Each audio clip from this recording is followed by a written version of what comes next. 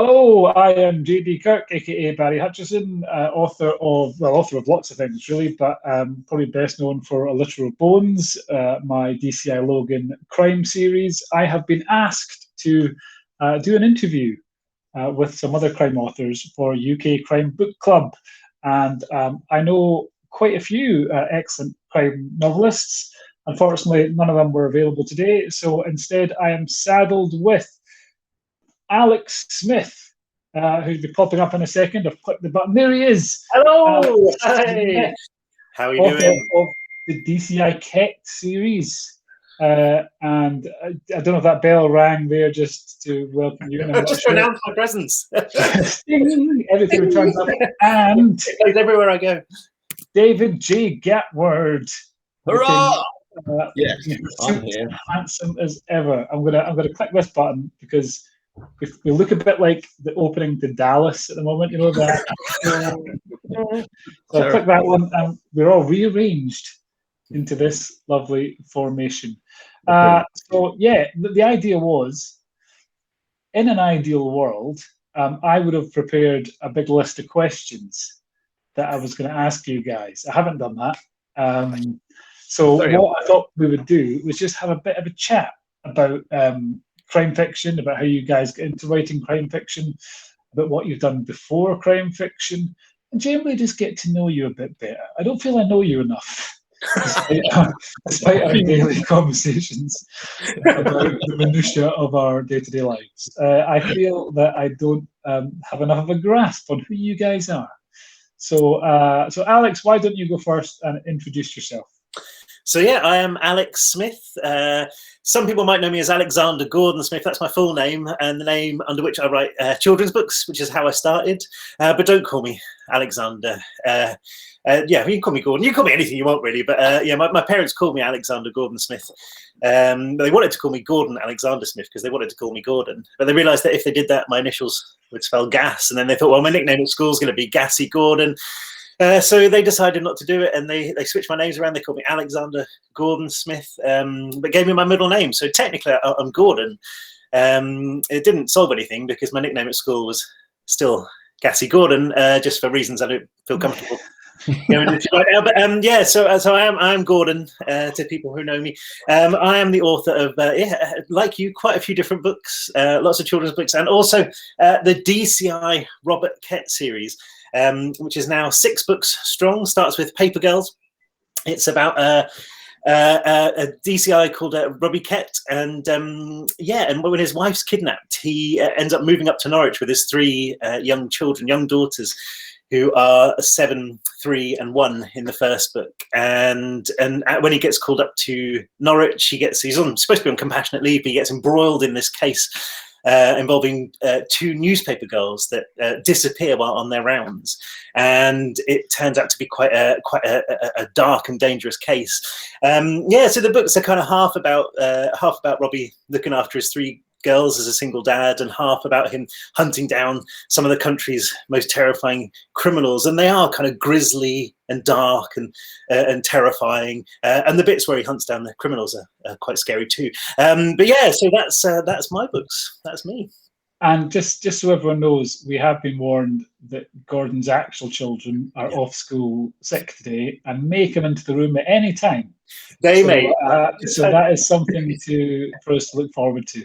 Yeah, you'll hear them coming, believe me, they're very loud. You basically answered all possible questions about your books there, Gordon. Well done. Yeah, I just want to get out of the way early, just in case I get interrupted. Yeah, the couple of questions I did have are now out the window because you've done that. So what's it about? Really making you look slick. Excellent. David J. Gatward is what I'll refer to throughout this whole thing. David J. Gatward, why don't you tell us a little bit about your books? Oh dear. Anyway, yes, like Barry and Gordon, I started with children's fiction quite a few years ago now, and that's sort of how we all got to know each other. I did some ghost writing for various people. I wrote under different names. I've done some horror, that kind of thing, young kids, older kids, teenager stuff, young adult. And now crime for some reason. But the main reason being Barry and Gordon and a few others sort of persuaded me to give it a go last year. And I did. with the DCI Harry Grimm series, of which I don't actually have book one with me. I think my some relative has nicked it. But I've got these. There we go. Woo! Which is nice. So yeah, the first one came out this time last year was when I started writing book one. It was May last year, which is mad. Where's that year gone? It's crazy, isn't it?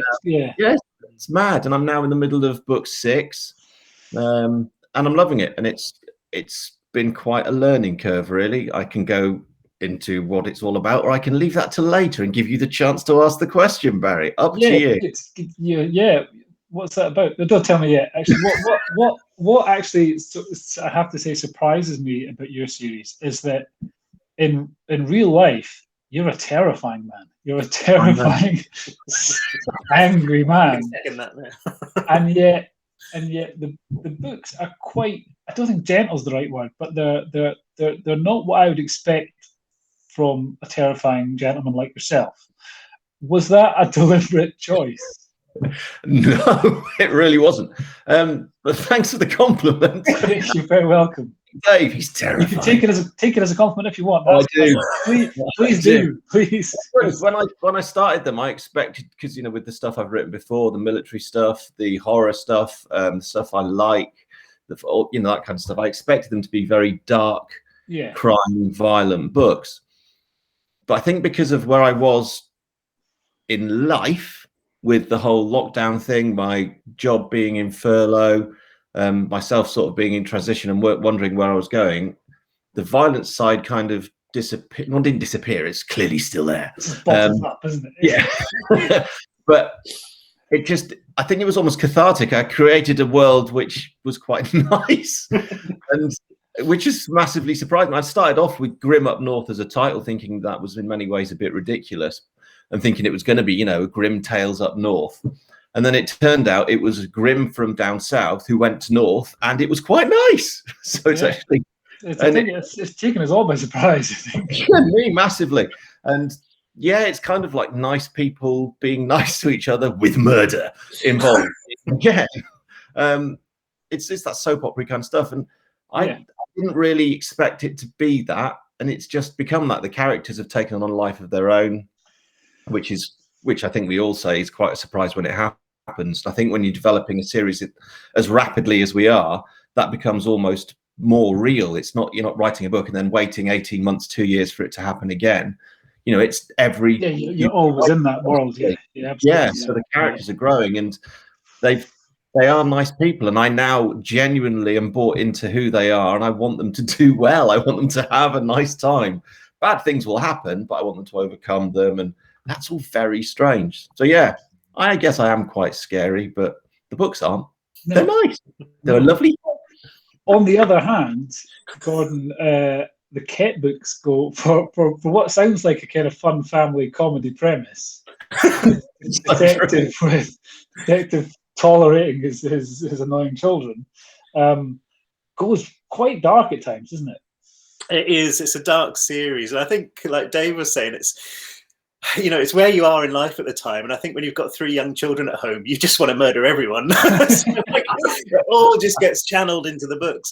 They do get very dark, actually. And it surprised me how dark they are sometimes. But I grew up writing horror, and for many years, as you know, I wrote horror for teenagers, and I love horror as a genre. These books aren't horror, they're crime. There's nothing supernatural in them, but I grew up writing horror, and horror for me is all about hope and humanity and heroism, and that is what I grew up writing. All the books I wrote for teenagers, they're very grisly and very scary, but it's all about these characters standing shoulder to shoulder against terrible things and fighting for what they believe in, fighting for their friends and their families.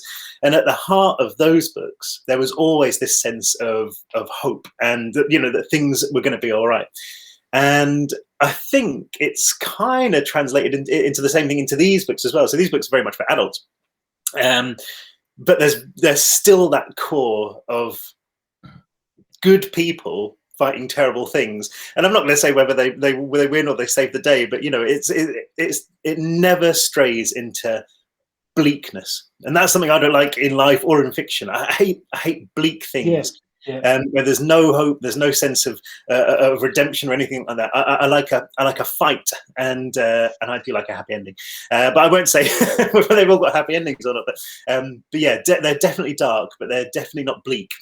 Yeah, it's quite interesting actually, because we all come from a children's publishing background, and I think we all kind of started in horror. I know I started with my Invisible Fiend series about a boy whose imaginary friend from when he's 4 comes back when he's 12 and tries to kill him in a variety of horrible ways. And that was quite full-on horror. But again, it is that it's not the bleak horror. I think it's the first time I've ever really thought of it in that way, that it is quite hopeful. So that's quite interesting. But yeah, we all came from kind of horror backgrounds, and then into now crime fiction. And what was it, do you think, that tipped you both over into thinking, I'm going to start crime fiction? I'll tell you why it worked for me, or why it happened for me. I was, as you know, I was writing comedy science fiction for adults, Space Team series. And then I had Amazon ask me to go and do a talk in Glasgow at a panel event. And I was on it with Louise Ross, LJ Ross, and I met Louise and her husband James, and they are genuinely, I think, the nicest people I've ever met. Like supernaturally nice. I've kind of been looking since then for little chinks in the armor to go, maybe they're not that nice, and I have yet to find it. And I got into chat with them, and I said I had this idea for a crime book that I've been thinking of, and they were both so enthusiastic about it that I thought, right, I'm going to do this. And then I went to meet. I was doing another Amazon event at the London Book Fair, kind of about 9 months later, and I knew they were both going to be there, so I didn't want to disappoint them. I met you at. So nice. What was that? That was the one I was at. Yes, wasn't it? you came on to that. Yeah, that's right. Mark Dawson was in the panel as well, and Rachel Abbott. But I didn't want to have let them down by not having started this. So I wrote the first 3 chapters of the book, so I got a cover done, so I could at least say, look, I promise I haven't failed you. So they're genuinely that nice. So that's kind of what got me, and then I did it, and then Louise read the first 3 chapters and says, this is really good, keep going. And I did, thankfully. I wrote that first. I wrote A Litter of Bones. That came out just over 2 years ago now, May the 1st, 2019, I think. And book 11, called, I forgot, An Isolated Incident. That's what that was called. That came out last week. That came out in the 6th. But yeah, so it was that idea had been kind of worming its way around in my head. But it was that meeting with Louise that made me go, right, I'm going to actually do this. What kind of made you guys go, right, I'm going to give this a bash? Apart from us now. You go first, Gordon, because you followed the man, then it was you, and then it was me. Yeah. Well, I mean, it was seeing how much you enjoyed writing it was certainly an inspiration. I mean, we talked about writing all the time. We have done for years and years and years, and I don't know whether it was just a natural. I mean, I still love writing children's books. And I love writing books for teenagers. But I felt like it was something different I wanted to write, and I always wanted to use a character that had 3 children like me, the 3 young children, because it's like when you're a parent, so many hilarious things happen when you're a parent with your children, and you kind of file them away thinking, I've got to use that somewhere. And there was just so many of them that I thought, you know what, I'm going to start writing a story. And I remember speaking to you, Barry, about it right at the beginning, and I was going to do a very gentle, cozy mystery, which was about a dad and his 3 daughters, and the daughters end up solving the crime for him every time. And I think you were like, nah, just have brutal murders in it, and people like it a bit more. So, it did sound a bit like Inspector Gadget when you first pitched it to me. He's got the niece Penny and the talking dog. Well, the dog doesn't talk. Brain's the dog, it doesn't talk. Yeah. But, it felt, when you first pitched it to me, I just pictured Inspector Gadget. Yeah, I can see that now looking back. So I threw some gruesome murders in, and I loved it. I fell in love. I think, like all books, I fell in love with the characters, and I love this idea about the father who has 3 daughters. And I mean, I think that kind of core concept of the premise of the book is is still the same. It's about the fact that the daughters help the father solve the crime, and they don't do it by any kind of conscious means, but there's something so, I mean, children encapsulate so much in life that they make him think about things in slightly different ways. It's almost like the world is in microcosm in these three children. And some of the things they do just trigger certain chains of thought in his head. And he doesn't really realize this until about book 4. But then he starts to understand just what that kind of relationship is like, and how they help him look at a crime in a slightly different way to maybe another detective. And so it's kind of stayed the same idea, but in a slightly different format. But yeah, that was where it started, was wanting to write about my kids. Okay. David J. Gatward. Me. So I kind of touched on it, but it was this time last year I'd got into this whole indie style of writing approach back in sort of February, March last year, just at the start of the lockdown thing. And then that kind of really spurred me on. So I wrote 3 horror novels in short succession. And I wasn't sure how they were going to go. And it was quite cathartic to do. You know, it's a comfy area to do horror. And it was quite brutal, violent horror. But again, with that military horror as well, wasn't it? Yeah, military horror, which is my kind of thing as well. All the guns and all that kind of stuff I quite like writing about, and fight scenes, blah, blah, blah. Because again, you're a scary man. Well, you know, if you're going to write fight scenes, I say you need to fight. It's an interesting approach, but it worked. So I did that, and then it was yourself and I think Gordon and it was you two and John J. Mayhew saying you should have a go at writing crime. And I'd met you at the London Book Fair, I think as well. It was the year before, wasn't it? Yeah. I was. The year that we met, I was still just talking about Space Team. Yeah. Because I hadn't, J.D. Kirk did not exist at that point. Yeah. I was so, Space Team books. And like Gordon said, you know, I could see how much you were both enjoying it, and you were like, just give it a go, just have a go. So I was like, and I ummed and ahed, and I had this thriller idea that I wanted to do about a soldier who was homeless, which I still quite like. But you kept badgering, didn't you? And I was on furlough and I had the time, so I thought, well, it'd be a learning experience. It's an opportunity to see if I can write something else that isn't horror. So I had a go, and I decided to fill it with things that make me comfortable. So I had Grim, who's an ex-soldier, so I had that bit that I liked. I needed to write it about a place that I could write with real love and affection and knowledge, and that's the Dales for me, because I grew up there. So we lived there from 81 till 86. My dad was the local Methodist minister. I've still got friends up there, and I, like my character Grim, moved from Somerset when I was 8 up to the Dales. Obviously, Grim's not 8. But that's a hell of a twist. I'm giving it away. So I knew that transition of being from Somerset moving up to Wensleydale and what that's like, and I kind of just wrote about that. And I think what surprised me is it's so character driven.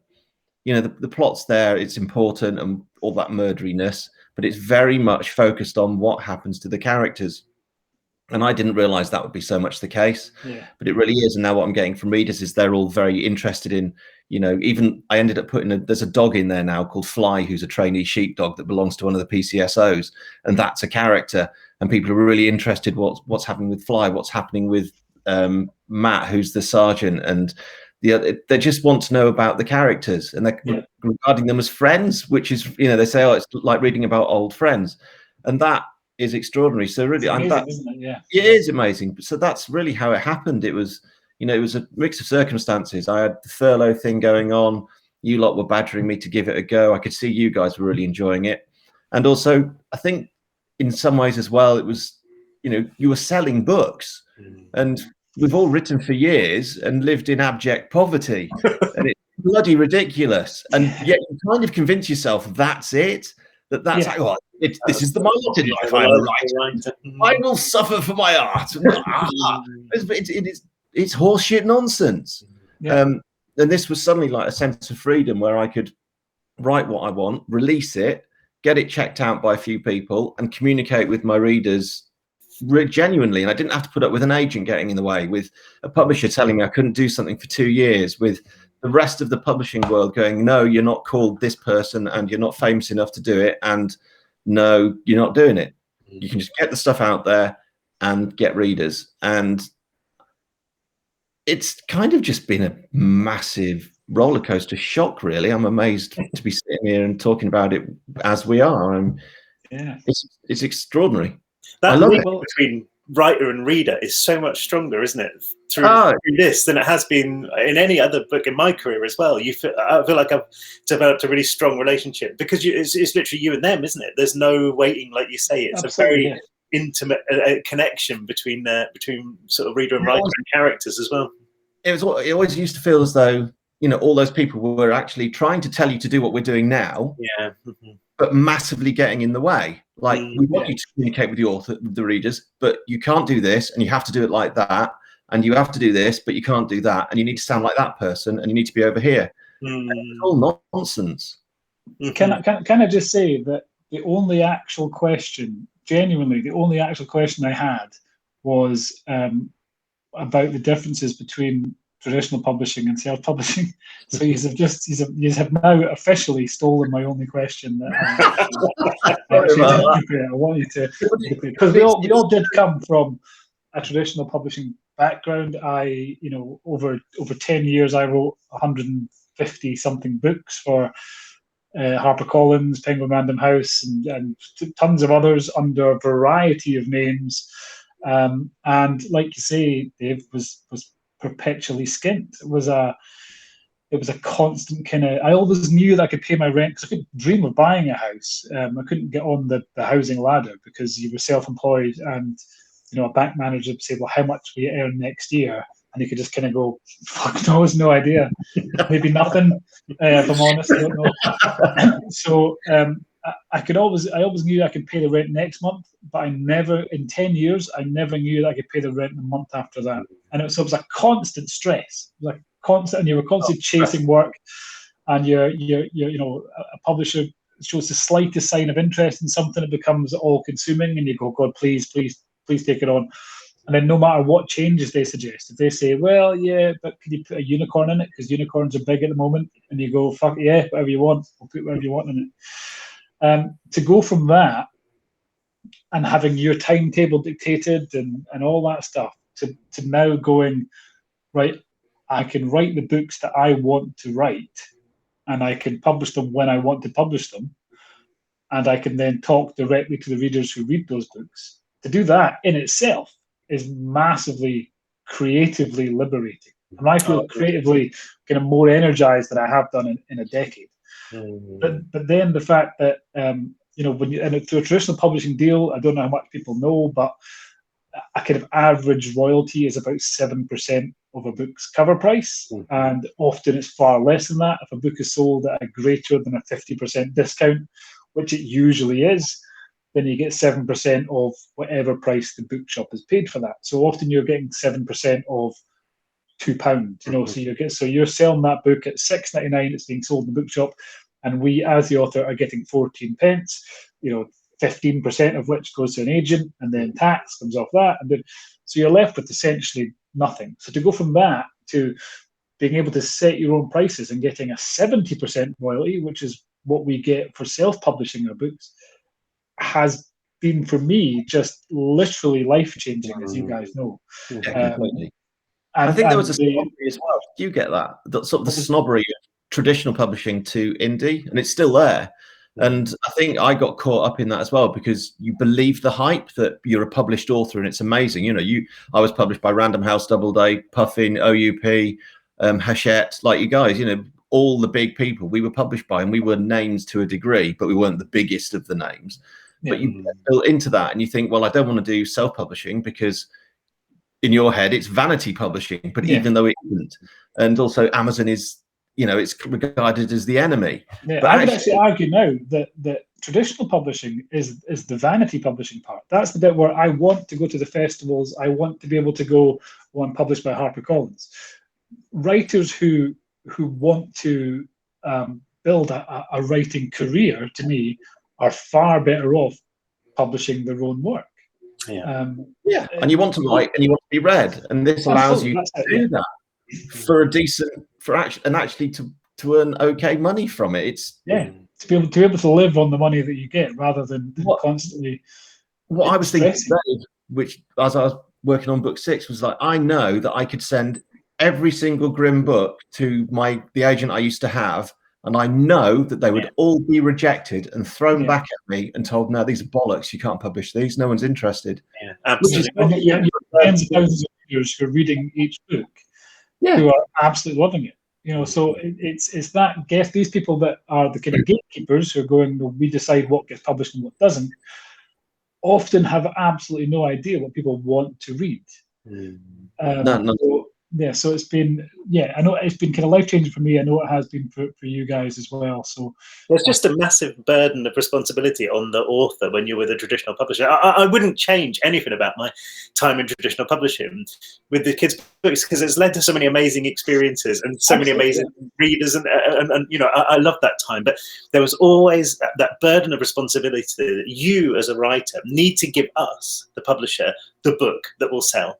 So you work so hard to make those books and to write those books, and you send them to them, and the publisher, you know, and sometimes it takes a long time to write a book, as you know, and the publisher they'll just dismiss it and dismiss it and dismiss it, and there's no sense of I never got the sense of a publisher saying, well, we'll help you, we'll come up with something together, or, you know, we'll work with what you give us. It always felt like, you know, the responsibility was on you solely as a writer to make the publisher's job easy.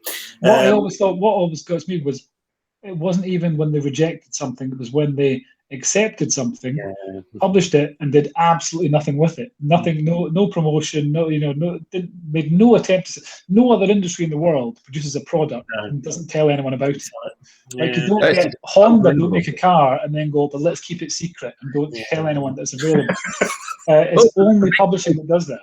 And the big thing with any of us, and I was even actually told this by my publisher and my agent, was that the only way to make a living as an author was to do events. As a children's author, which then meant that I was doing at least 100 events a year, all around the country, and organising that and doing that and travelling ridiculous hours. And there was one where I left Somerset at 2 o'clock in the morning to travel to Lowestoft to do an event that day, finished it, turned round, drove to South Wales, slept in a van, got up, did another event, went home, and that was just so that I could even get any money for rent. Yes, so you can pay the bills. That's it. Yeah, I think being a children's author in particular, to me, was a route into public speaking, and absolutely, and the books were a secondary source of income to that.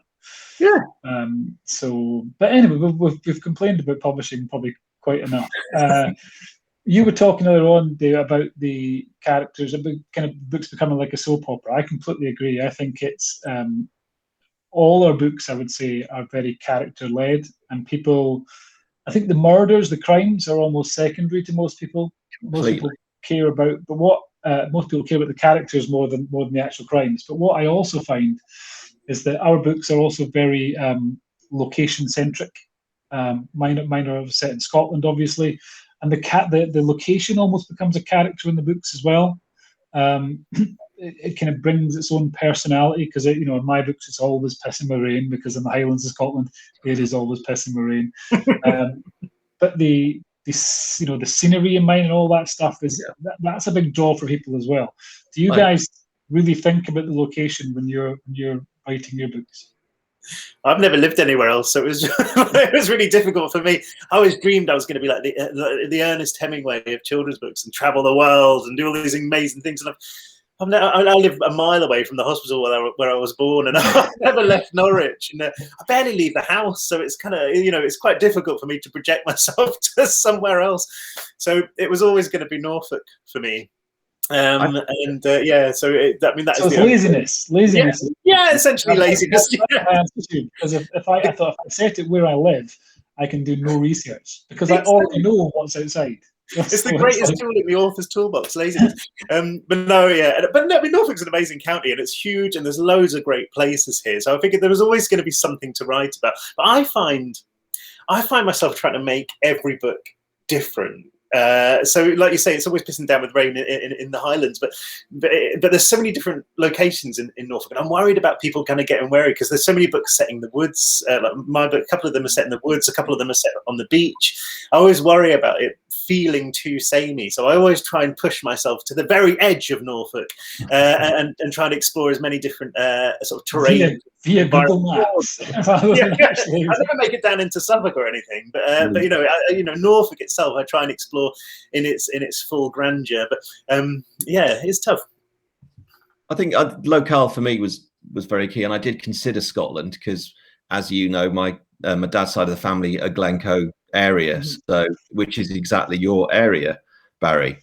So I know the fort, I know Ernich, Balhulish, and all that. Oban, that whole area was kind of think, well, I could do it there, and then because your stuff was there, I was like, no, I can't. So for me, the second place really, well, I could have done Somerset, but I actually don't know it as well as I know the Dales because it was so key to my life, and I've still got memories, friends, everything up there. It just made sense to put it there, and maybe that's partly why.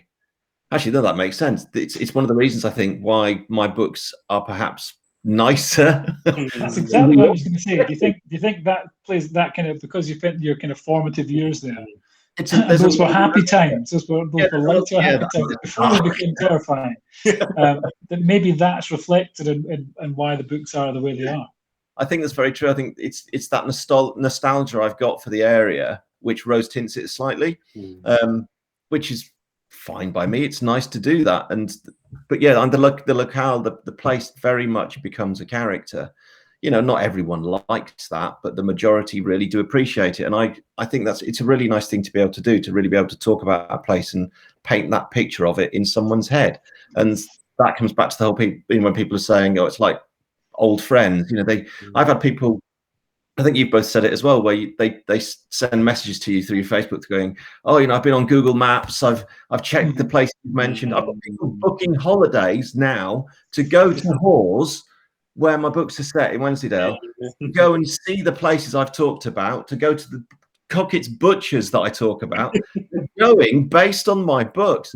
I find that extraordinary. There's a comfort there, isn't there? There's a safety in going back to the same place again and again with people It's a really lovely feeling. Yeah. The whole holidaymaker tourist thing, I've really taken advantage of. We bought a couple of holiday cottages, as you guys know, just across the road from us.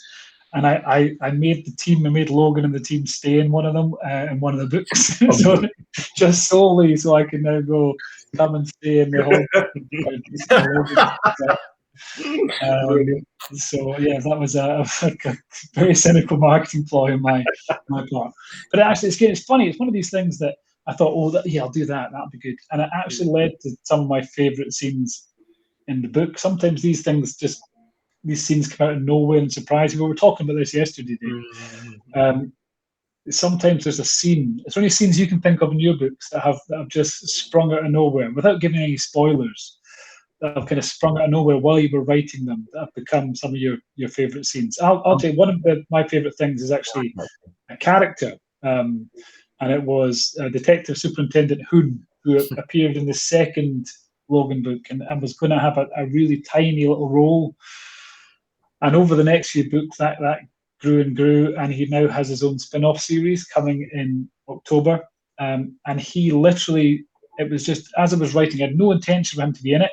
I got to a scene and I thought, God, I need a boss in this scene. I need someone that's going to be in charge, that's above Logan, for him to kind of butt heads with. And I come up with a line of dialogue for him. And in that line of dialogue, it completely encapsulated everything about him, I think. And I instantly knew this guy. And I knew, I'd say from about halfway through that book, that I wanted to do far, far more with him than I had done in that book. So is there anything that's kind of sprung out of nowhere on you that you've run with? What do you like to run with? Gordon and his planning or not. Everything tries. Another bit like that as well.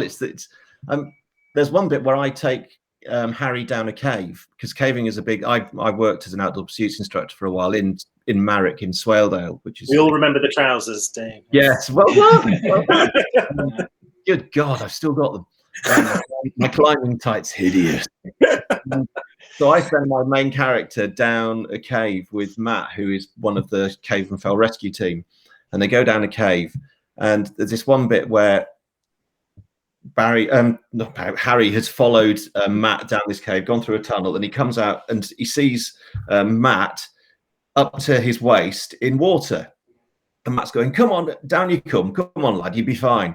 And Harry's like, there's no way I'm jumping into that water. And he leaped, and because it's, you know, it's freezing cold, it's dark, he doesn't want to be there anyway. And he leaps into the water, and it's only ankle deep, at which point Matt just wets himself. He's got photos of it. And that thing just came out of nowhere.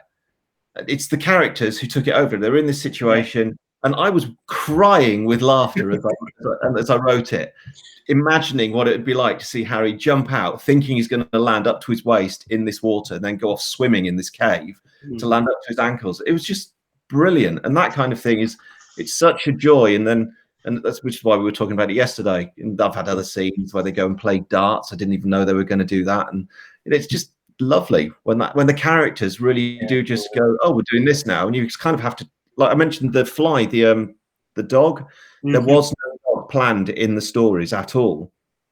My PCSO, he just walks into the community office carrying a dog. So it was in that sentence, in a heartbeat, I suddenly had an extra character.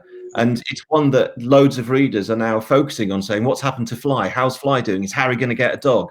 And it's that kind of thing is just joyous, isn't it? It's amazing. Joyous is the absolute word for it. But this is why I never plan. And again, we've had this conversation before. I don't plan. I think my planning document, I always have a planning document for each book, and it's usually got like one line saying "Porter makes a good cup of tea?" ? And that's it. Like, and I always feel like. So I've always been like this because I always feel I haven't got the headspace for planning. I can't fit it all in there unless I'm in it in the story. And here comes one of the banshees. And I always feel like if I know what's going to happen at any point in the story, then the characters are going to know. And if the characters are going to know, they're going to adjust their behaviour to get out of that situation or to make it better for them. So that sounds like a form of psychosis. We are writers, Barry. Oh God, it must be hell in there. It is, because I write all my books very quickly, as do you. But I write them quickly so I can find out what happens at the end. And part of that is brilliant, because you look at the clues in the same way that you look at the detectives do. And you try and figure out, because I don't know who's done it. And then, but part of it is incredibly stressful because you're up against a deadline to try and solve this mystery. But so everything that happens in the book, by and large, is a surprise when it happens, and it usually happens in the chapter. Sometimes I'll have an idea when I sit down to write. I think, I think this is going to happen, and sometimes it does, and sometimes it doesn't. But it does feel like I am running along behind these guys with a notepad, trying to keep up with them. But the dog thing was the same with me, because there's a dog called Colin. A little rescue staffy. Ket rescues her. She was a female dog, and they call her Colin because she's hairy like the superintendent, who's also called Colin. And Colin's become a massively important part of the story. And in fact, I shouldn't really say, but he saves the day at one point. And he's just brilliant. He came out of nowhere, and he's still there, and he'll be there till the end. I mean, he's just one of the cast now. And there was no way, if I'd sat down and planned a book out, there was no part of me that would say at one point Ket's going to rescue a dog and it's going to be part of the story. It had to happen in the moment. And I do.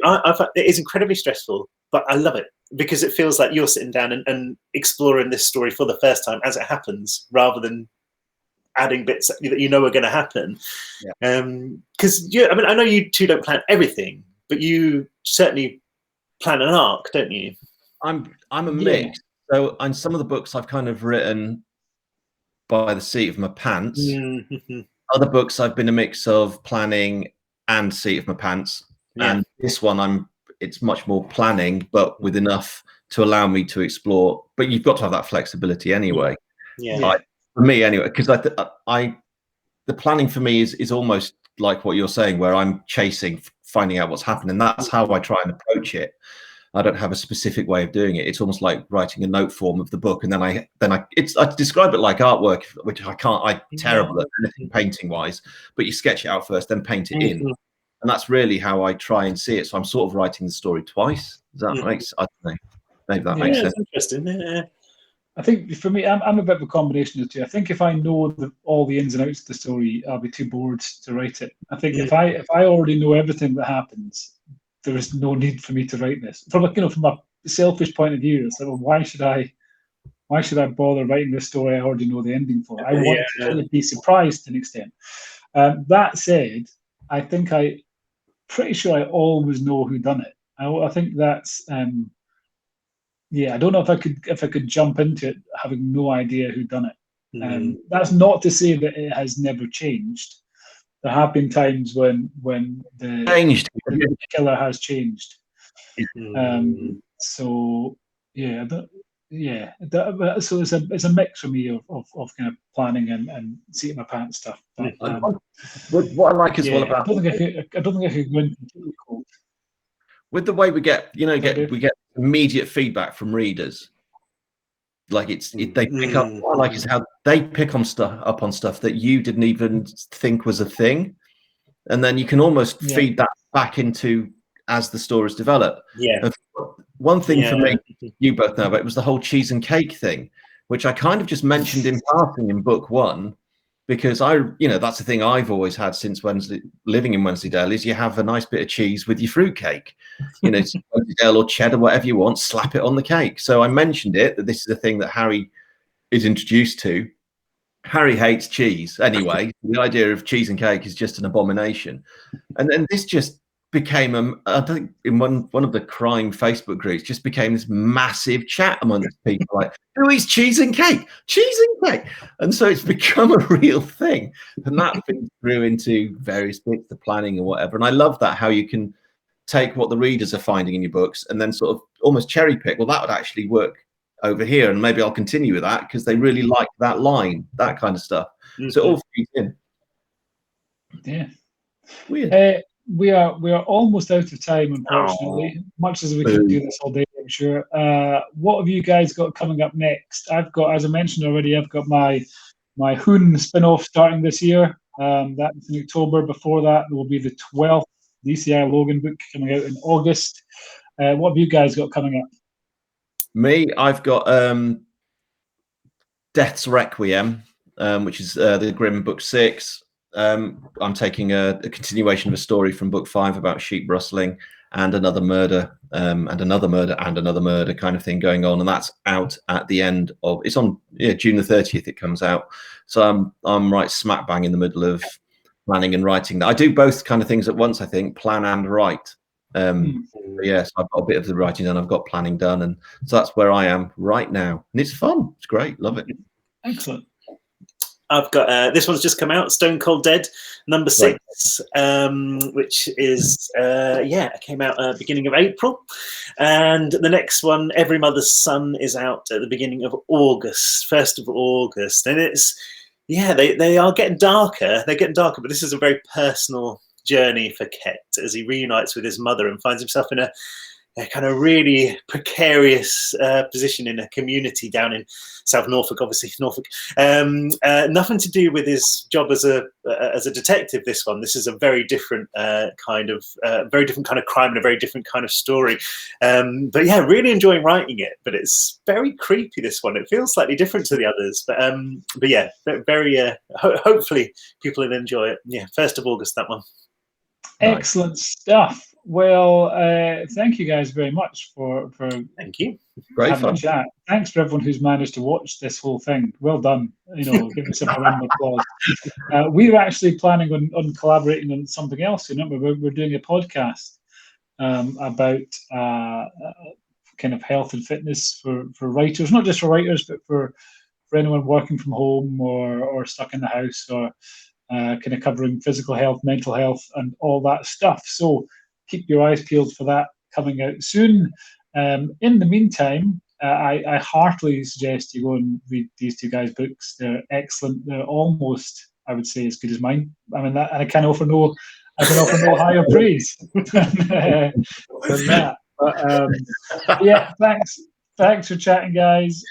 Thanks for watching, everyone. And I now return you to your regular Facebook programming.